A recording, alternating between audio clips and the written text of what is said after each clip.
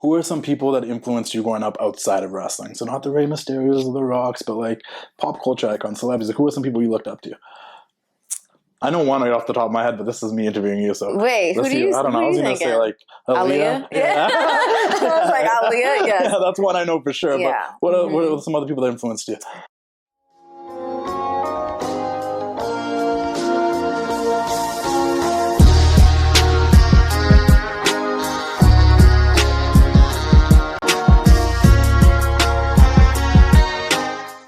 And we are back for another casual conversation with the classic, and I got a very special guest here. None other than the one, the only, Zelina Vega. How are we doing today? Hi, I'm great. How are you? I'm good. I'm glad we're finally doing this. I know. After so long, we've been trying to do this for a while, so I'm glad you know. This is great, though. I'm rather it be in person than virtually, to be honest. Yeah. It's a little bit better. Yeah. Now I feel like we're just to feel it out. Now I can just bother you in person. Yeah, there you go. Fine. Perfectly, yeah.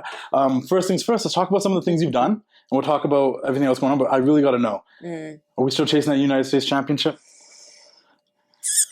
Well, I don't know. I feel like, yes, of course, because, like, give me all the titles, right? Yeah. Right? But at the same time, like, it's not, Chelsea's really annoying. Yeah. Like, she's really, really annoying. And I feel like if I didn't say that, Chelsea, but yeah. I feel like if I had the title, she's just going to be, like, continuously up my ass. So I'm just going to be like, I don't know. I think taking it from her, though, would be really, really sweet. But I don't know why everybody seems to like her so much. I don't understand. She's like really beloved all of a sudden. It's like this reverse psychology thing. Like if I'm really funny, I can be bad and you guys will be okay with it. Yeah. I don't know if that's reverse psychology, but you know what I'm trying to say. Yeah, it's really some strange. Weird mastery trickery that she's doing over there.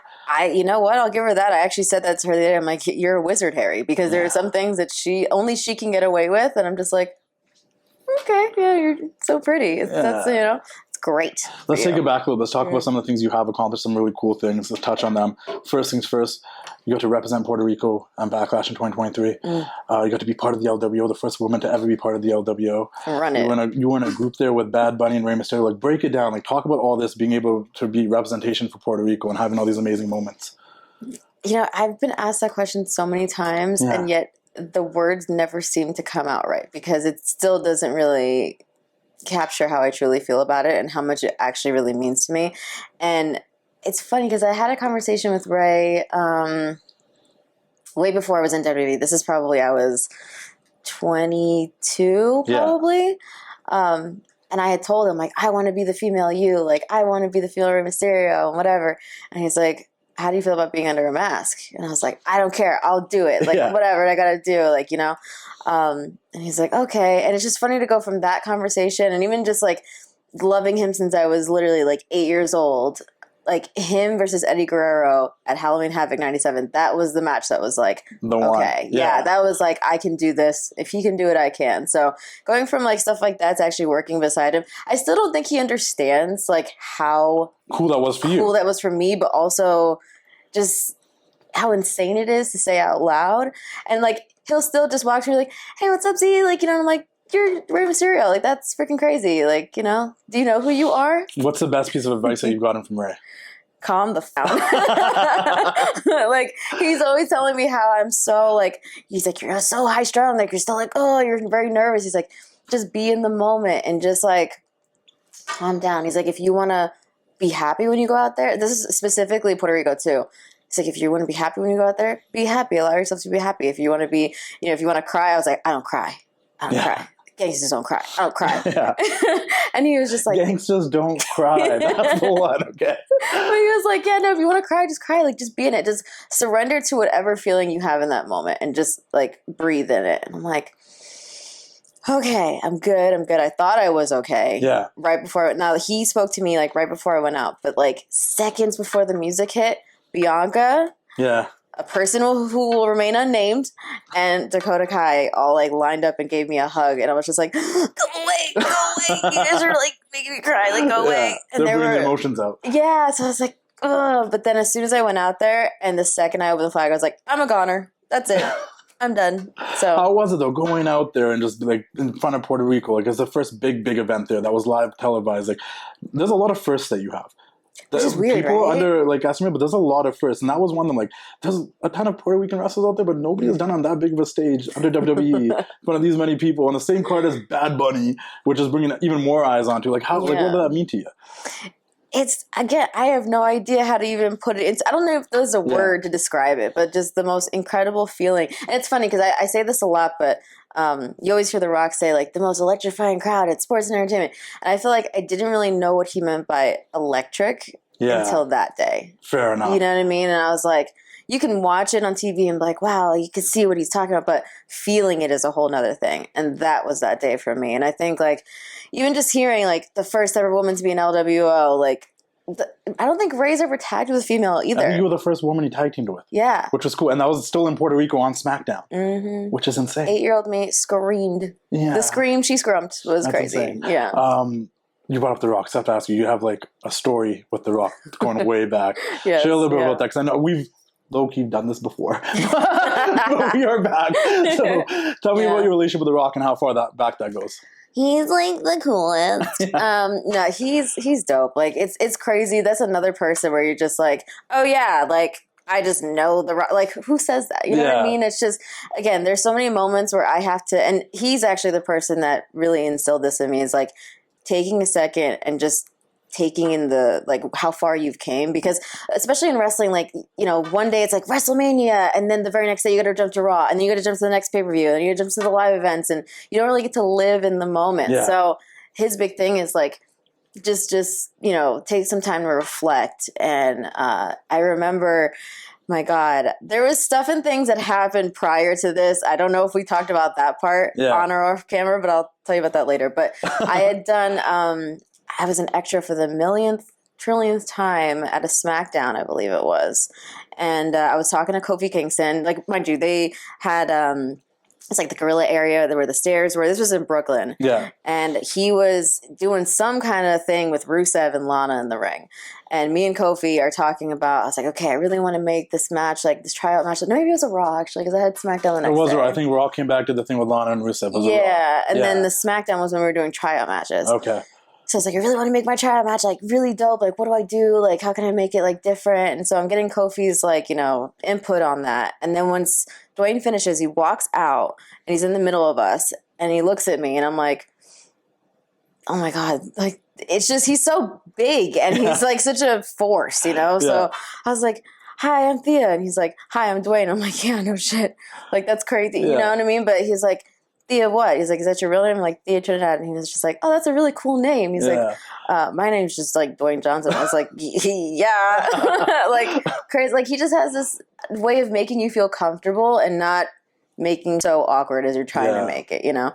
But then I just had this really amazing moment with him where he had walked away after that. And then we kind of just turned towards each other at the same time. And he was like, he's like, you look like you have something important to tell me. Yeah. And I did. Actually, The Rock was my dad's favorite wrestler. Mm-hmm. And it was so amazing to tell him to his face, like, I have all these incredible, amazing memories with my dad because of you. Like, we used to come to the shows and get to watch you, and he did the people's eyebrow and he wore the shirts, and he loved him so much. So it was cool to let him know about my dad, and just to, like, I was like, wow, The Rock knows my dad's name. That's so cool, you know? And he was so taken aback by that. He was like, that is so not what I thought you were going to say. He was like, I thought you were going to say I was, like, really cool. And I'm like, yeah, that too. But, you know, also this. And so he gave me, like, the biggest hug, and I felt like that hug was, like, 9 seconds long. It was so, I was like, wow, I don't feel like I'm alone in this hug, you know? And then after that, I want to say a few weeks or maybe like a month or so after that, we reconnected, and then we just kind of, like, started talking, became friends after that, and then the movie happened. Yeah, the movie, I was going to bring that up. What was the timeline? So it was after that. Yeah. So let me ask you that just really quickly off the cuff. You want to see AJ Lee back? Of course. Yeah. Oh my God. Of course I do. It's funny because she did a interview with Renee. Yeah. And she called me her Jersey baby. And it's because we trained together in New Jersey back when. And it's kind of weird. Even that's another thing. It's like all these crazy circles that you eventually kind of, it's a small world. It is. It's weird. And then, but I was like, yeah, okay, I'm from Queens, but I will definitely be your Jersey baby, AJ Lee. Yes. Yeah. For those that don't know, obviously we're talking about Fighting for Your Family, the Page movie where you portrayed AJ Lee in the movie. That was also through The Rock and all that stuff as well. Yes. Another first, a big first. You were the first Queen of the Ring. Oh, that's right. You know what I mean? You're the first one, and you know, no one can take that away from you. What was that like, being crowned the first King of the Ring, but also doing it over like overseas in Saudi? Like, that's insane. Bro, on so many levels, it was that crazy. Yeah. Like, even just after, and I remember Bianca brought this up to me, but she was like, the guys in the audience were bowing down to you. Like, that's insane. And I was like, in Saudi Arabia. Holy, yeah. Yeah. And I was like, me? Just a little under 5 foot me? Like, that's insane, you know? So, but it was, I don't know, it felt very surreal, but I also felt like I had to try to hold on to that moment as much as possible because I knew it wasn't going to last forever. So I was like, I need to just hold on to this as much as possible. And yeah, it was like the pyro and everything. Mind you, by the time I sat on that throne, it took me like a little bit to sit on it because I was like, I know the second I do, they're going to be rushing me off the stage and I'm not going anywhere. I'm staying right here. So I was like taking it in, but I was like, wow, this pyro's for me. For once, this pyro is for me. Like, that's really cool. So yeah, I mean, I've had these really incredible first time, and it's funny because most people would see that like the 4 Horsewomen have gotten most of the first time evers, you know, but I actually have a few, which is insane. So, and then like time later, because obviously like they were kind of, what was it, the start of like 2016-ish? Yeah, on the main roster 2015-16. Yeah, and they kind of like started getting all those accolades then, but even now to 2020, it's just cool to... You're still having first evers. Still having them. 2025 now, but 2021, I think I did that? Yeah. It's been, I think 21 or 22, one around there. Something like that. I don't know. I remember the moment. The years, not so much. The moment, yeah. For sure. And then while you were the Queen of the Ring, you won the tag team titles with Carmella. Yeah. Tell me, you guys had more plans for that. Was there stuff we didn't get to see, or what was the deal with there were so many things. Because it was a good pairing. It worked out so well. Yeah, which is funny because both her and I did not want to do that. Like, I'll be honest. Like, I know. Because she's very transparent when she doesn't realize that she is. And it's like...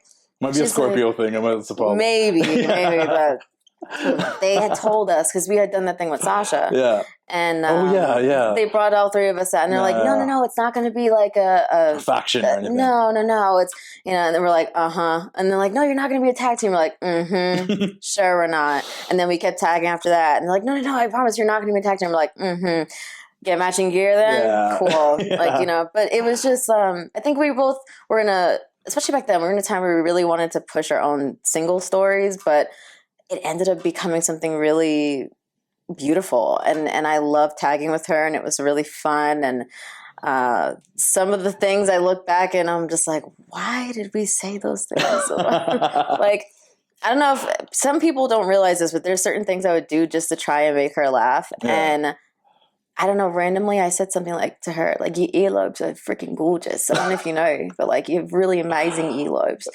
And she's just like trying really hard not to laugh. And I'm like, damn, I almost had her. But yeah, it was a really cool time. And especially with, what was it? It was me, her, Naomi, Sasha, Rhea, Liv, and... The WrestleMania one? Yeah. Yeah.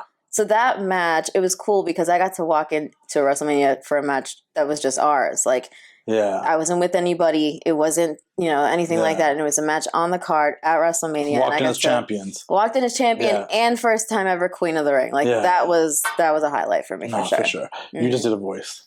And I said, you just did a voice. You did the English voice. And I've been on your Twitch streams. I've seen you prank phone call Dominic. I've seen you do a bunch of different voices. You had a great Ariana Grande. I made that reel the one time. That's so funny to me. Like, that was so random. And I didn't even...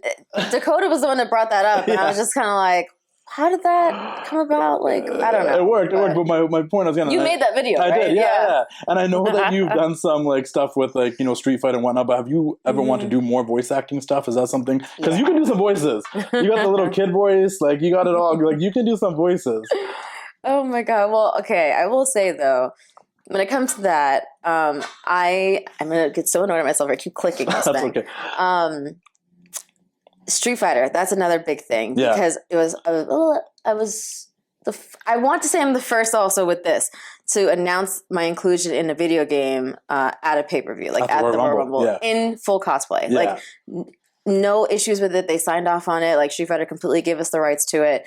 And that was the first time ever, I believe. So it's cool. Like I'm like, Street Fighter is something Vega. The whole reason that I got the last name Vega was because of Street Fighter. Yeah. You know, so just to have something like that is just really also something amazing. And then I get to work with Neil Kaplan. He's a Madara Uchiha from Naruto. He does this English voice, who I love so dearly.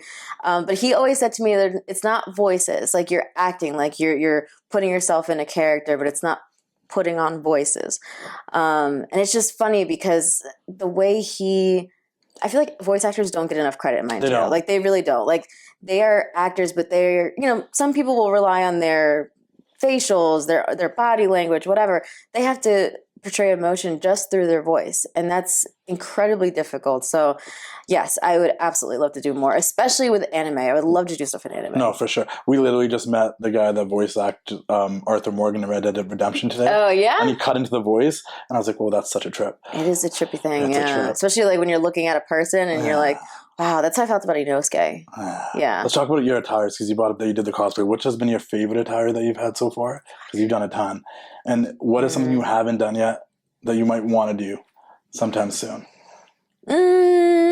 It's tough to say the favorite one. I don't know. I mean, if we're talking out of cosplay, the Backlash gear, 1,000,000% that wins it every single time. Yeah. But the cosplay ones, it's either the Jury one for Street Fighter or it's the Madara one. Okay. Yeah, either, especially because it boosted it up with Madara, because I had his voice, like he was introducing me in my music. So I was like, damn. That's so cool that you got the opportunity to have that, though. Like, that was nuts. Perfect for the Queen stuff as well. Dude, for real. Hey, yo, have you guys heard about 500 Level? They make officially licensed WWE merchandise, and I actually have been working with them on a couple of designs. A design that I worked on recently was with a girl named Caitlin, who's a big Dakota Kai fan, and we designed this new Dakota Kai shirt, which you can get exclusively now at 500 Level. Once again, officially licensed with the WWE. Really wanted a new Dakota Kai shirt. Got this one designed and made, and it's on the website now, on sale now, 500level.com. Guys, join their partnership program. You get discounts the more shirts you buy, 10%, 20%, 30%. You earn points and you get a discount. They have OG shirts, guys. I had to re-up on my NWO shirts on 500 Level, the comfortable material. If you get the premium shirts, but even the non-premium is super comfortable.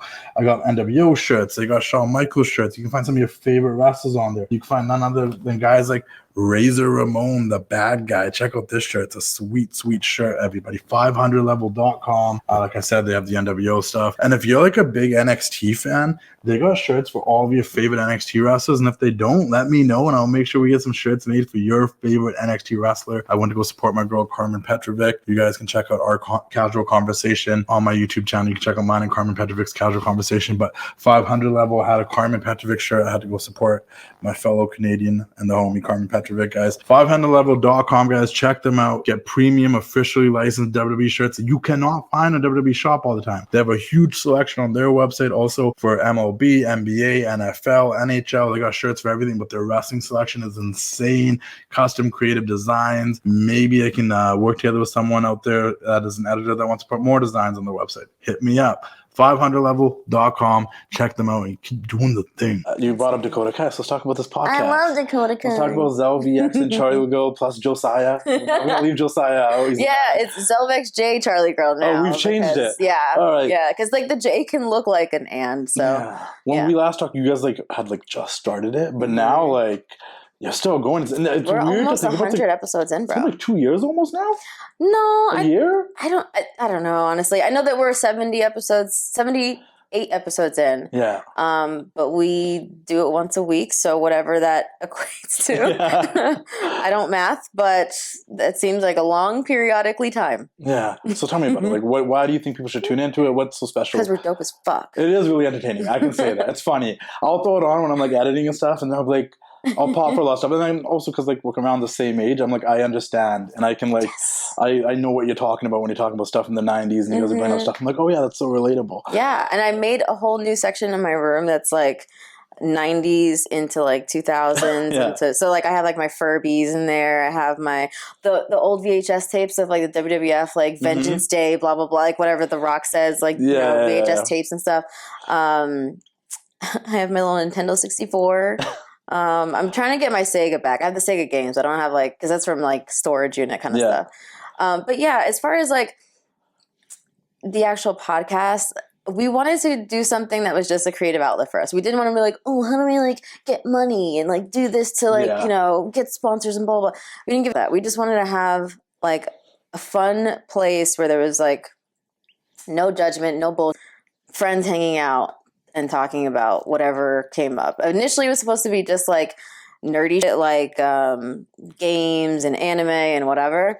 But then it kind of evolved and it became like random wrestling things. And it became, you know, what do I do in the Sims game? Like, how much do I torture people in the Sims game? Like, there's a lot of different things now that we talk about. And I think there's something for everybody. And now we're going to start, because we've been talking about getting people on the podcast to do like little guest spots, and they've been trying to convince me to get Rhea. Yeah. They really want you to get Rhea. Yeah, they do. Yeah. It is actually really entertaining, and I think it shows you guys outside of wrestling quite a bit too, which is really cool. Tommy's popped on a couple times, bringing in food. But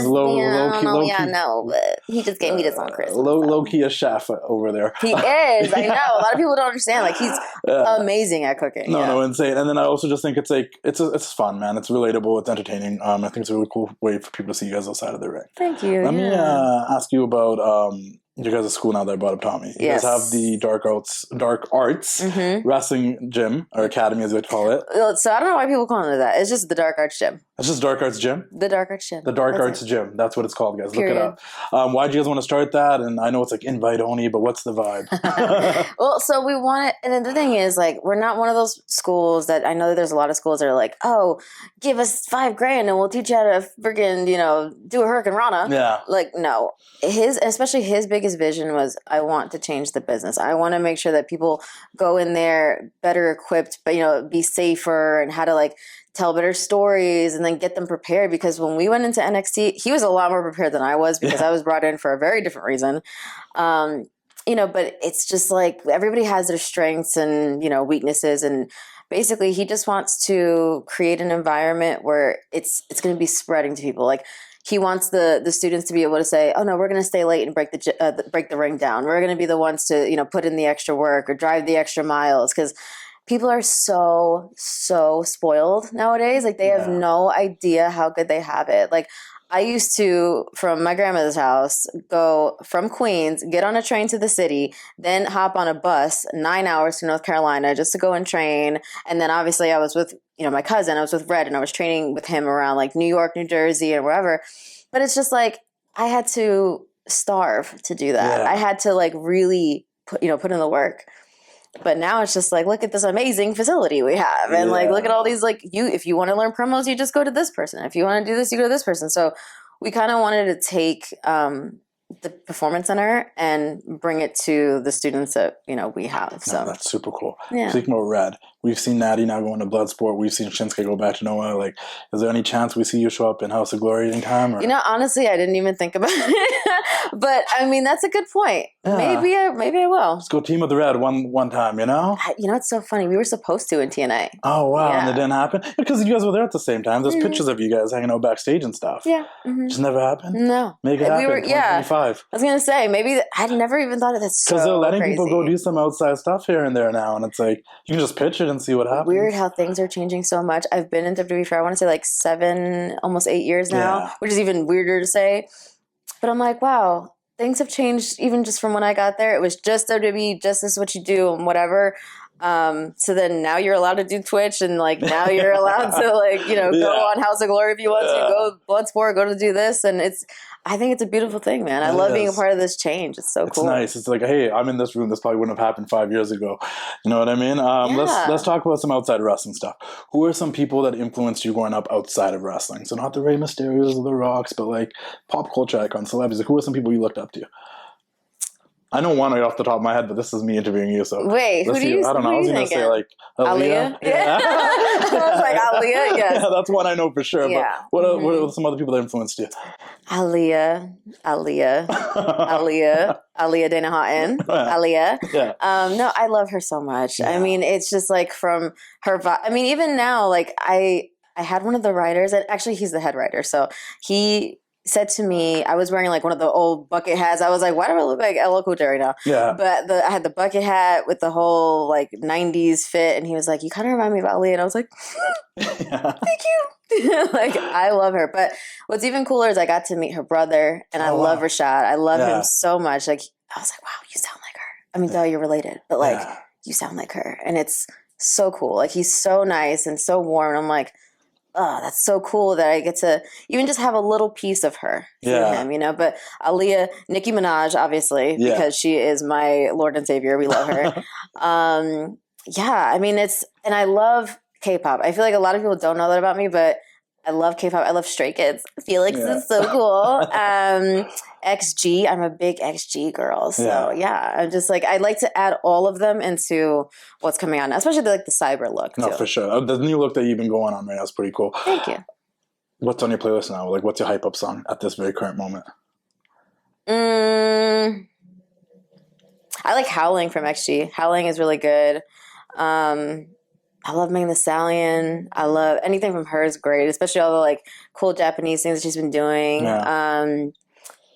I love Doja Cat. Oh my God. Doja Cat. She's great. Yeah. Oh, she's so cool. She's weird. I love it. But that's the best thing. If someone's a little weird, I feel like most people, I would say, are just like people that are a little weird. But that's what you like that, because now I know, I'm like, okay, I can like, you know what I'm saying? Sometimes I see, especially with celebrities, they're just like, they feel untouchable. And I don't like that, because I'm just like, but we're all humans at the end of the day. So I feel like I need to find some kind of like way to get through your barrier. I love Ariana Grande. Yeah. Love her. I know some people are just like, oh my God. She's a little quirky too. She's always been quirky. You know what I mean? Her. That's great. We're both crystal girls. We both love tarot. We both like, we bought that life. So love her. I'm trying to think. And I think, I don't know, anything like early 2000s. I mean, I started...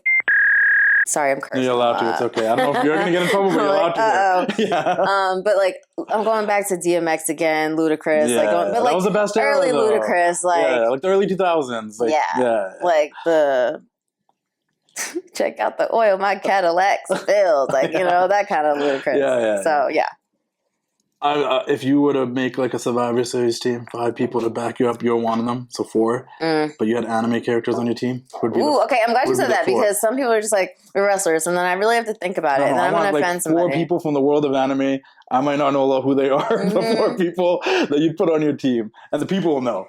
That's so hard. I'm going to say Madara up front. That's 1. Gojo. Okay. I feel like I already got the. I already got the freaking.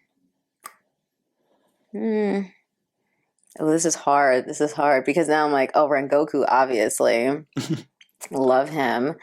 I really love Shishomaru. Is that 3? I think so, right? I think that's 4. Is that 4? 3, 1 more. Madara. Wait, what? Okay. Wait.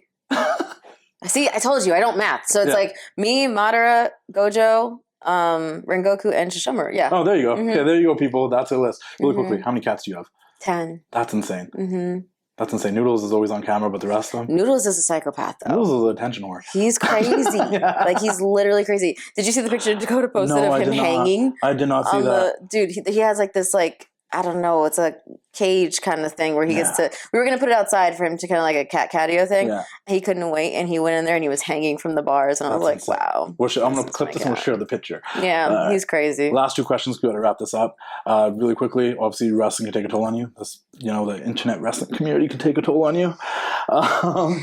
Especially on Twitter. I just think that they think that they're getting to me. They're like, oh my God, like I can't believe it. Like they really think I'm like melting at home. And sometimes I think they're funny. Like there was one that was just like, oh my God, she's so fucking small. Her little Puerto Rican flag is dragging on the floor.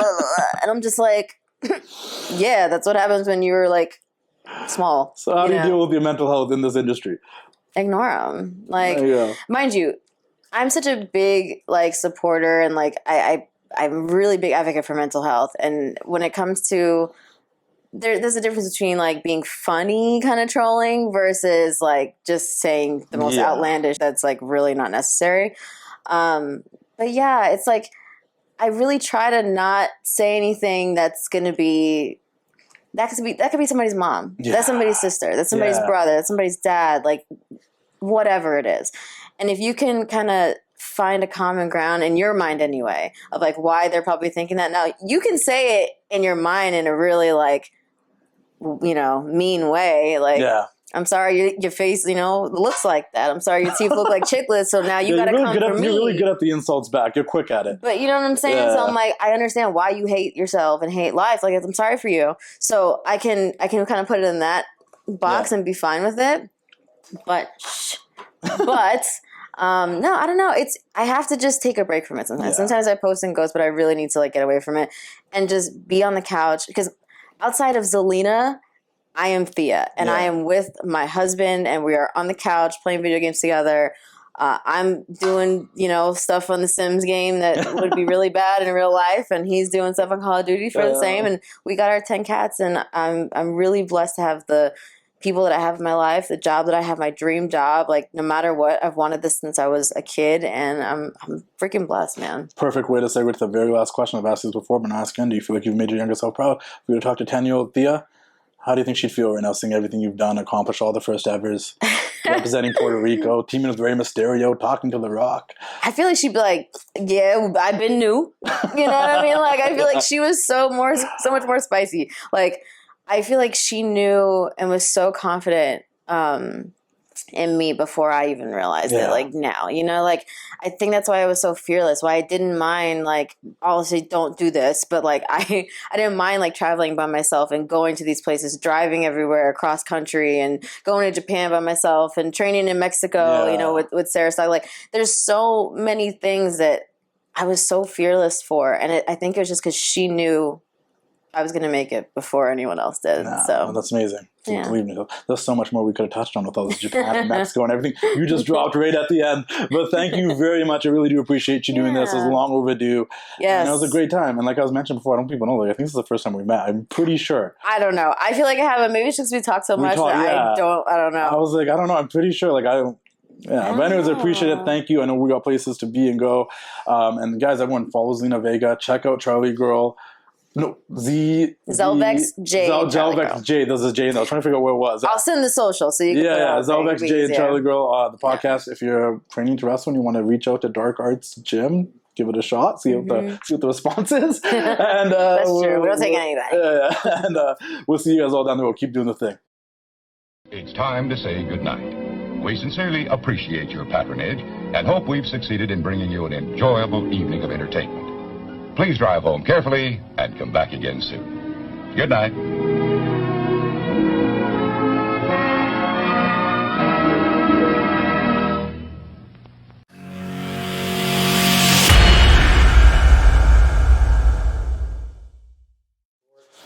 I feel like I should. Am I sitting straight? I'm really slumped, so. Okay, I know, but I got a stomach right now, so I gotta sit straight or the stomach's gonna be boom. A little bit to the left. Me? Yeah. This way? Position yourself. Like this? Chest out. Like Crocker. Okay. There you go. Perfect. All right, here we go. Whenever you're ready. Ready?